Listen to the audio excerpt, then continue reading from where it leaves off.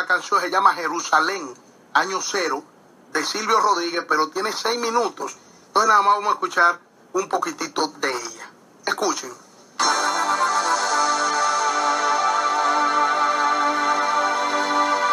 De mano en mano se pasa la verdad, y en cada mano olvidará algo de cierto y también se llevará de cada mano el parecer. Si caminamos calendario atrás, todo estaría al revés.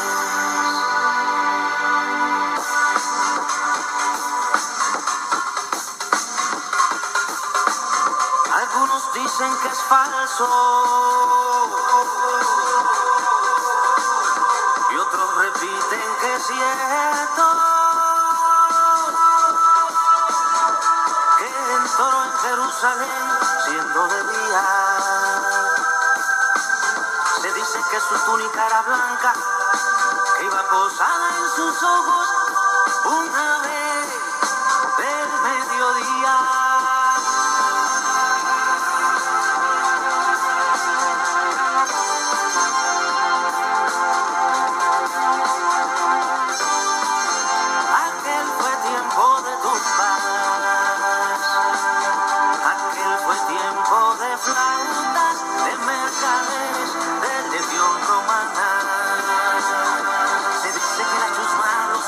Se dice que la chusma, señor, era que le seguía.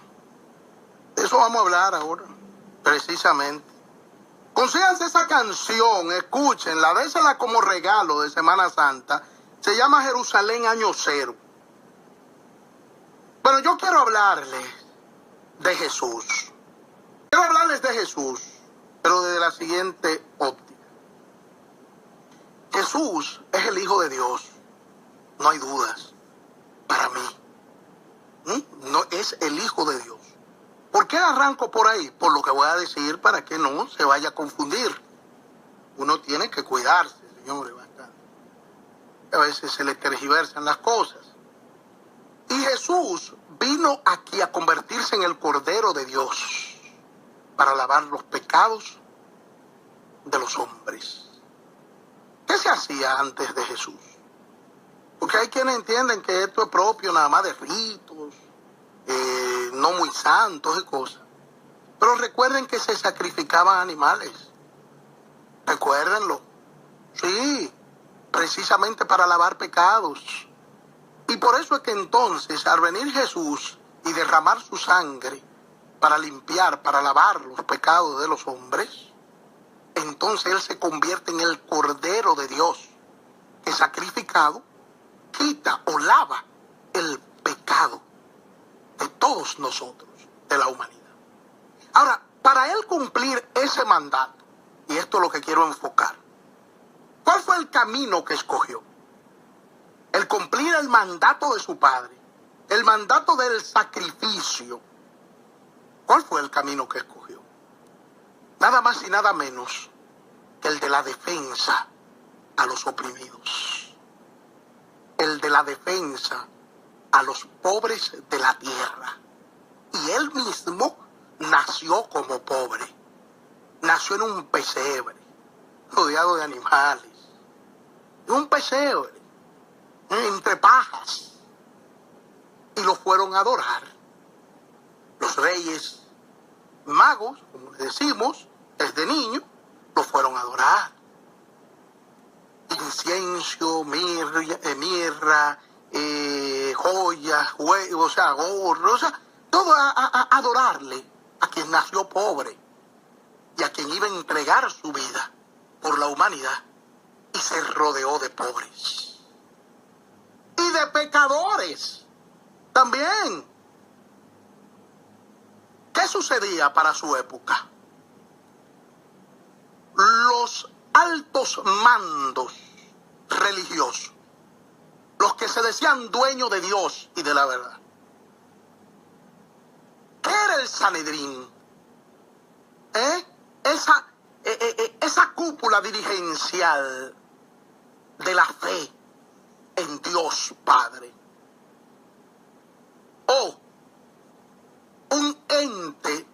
de poder, enclavado, entronizado en la lógica inclusive del imperio que ocupaba las tierras en donde nació Jesucristo.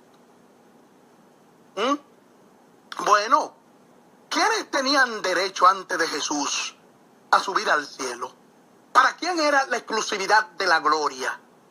Nada más y nada menos que para los que pagaban tributos, los que cumplían con las leyes. Y entre las leyes estaba pagarle el tributo a las autoridades, a las romanas y a las religiosas.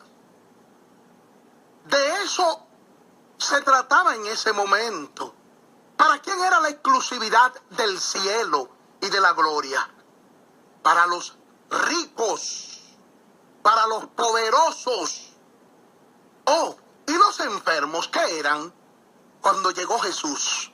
Los que tenían lepra, los que tenían algún mal, los que tenían demonios, eran, ¿saben qué? Echados de la gracia de Dios, y se les veía como demonios malditos y gente que no tenían derecho a ser de Dios Padre, porque sus enfermedades no eran más que el reflejo de sus pecados y de que Dios no le quería. ¿Cómo empieza este hombre, el Galileo? ¿Cómo empieza el hijo del carpintero José? ¿Cómo empieza su trajinar y el inicio de su etapa hacia el sacrificio, hacia el monte de la calavera? ¿Cómo empieza el hijo del hombre, el hijo de David? Reclutando a quienes, a pescadores, a pescadores. Y así va hasta acumular 12 discípulos. Perfecto. Al que cobraba tributo, al que se veía como un verdugo. Señores, y empezó a predicar lo siguiente. Empezó a predicar el amor, a predicar el perdón. Y empezó a tocar a los enfermos y a curarlos y a decirle que de ellos era el reino de Dios. Y fue él quien, contrario a lo establecido, dijo, cuando el joven rico se le acercó y quería seguirle, y lo mandó a que entregara y se despojara de todos sus bienes, que eran muchos, y lo mandó a abandonarlo y a entregárselo a los pobres. Y entonces se fue. Y entonces aquella frase: les digo que más fácil pasará un camello por el ojo de una aguja o por un agujero que un rico al reino de Dios.